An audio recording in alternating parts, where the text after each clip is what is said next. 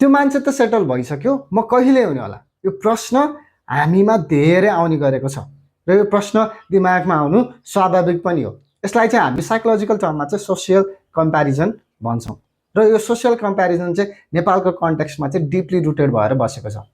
दाइ त डक्टर भन्यो, तिमी के गरिरहेछौ? यो प्रश्न हामीलाई सोधिरहेका हुन्छन् र यो प्रश्न सोद्धाखेरि चाहिँ हामीभित्र चाहिँ हाम्रो सेल्फ वर्थ नै सोसाइटीको ओपिनियनले डिटरमाइन गरिरहेको हुन्छ र यसले पैदा गर्छ इम्पोस्टर सिन्ड्रोम।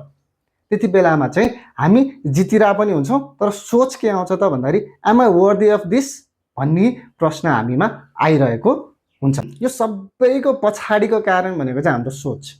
यो एजसम्म चाहिँ मैले यो गर्नुपर्छ भन्ने सोच, दिस इज कग्निटिभ डिस्टोर्सन। यसको नाम हो सुड थिङ्किङ। अब यसलाई बन्द कसरी गर्ने त? यसको लागि चाहिँ stop comparing yourself with others. अरू च्याप्टर 10 मा हुन्छन्, हामी च्याप्टर 2 मा हुन्छौँ र च्याप्टर 2 को मान्छेले च्याप्टर 10 को मान्छेसँग कम्पेयर गर्न सुरु गर्छौँ। Trust me, you are not behind, you have just started.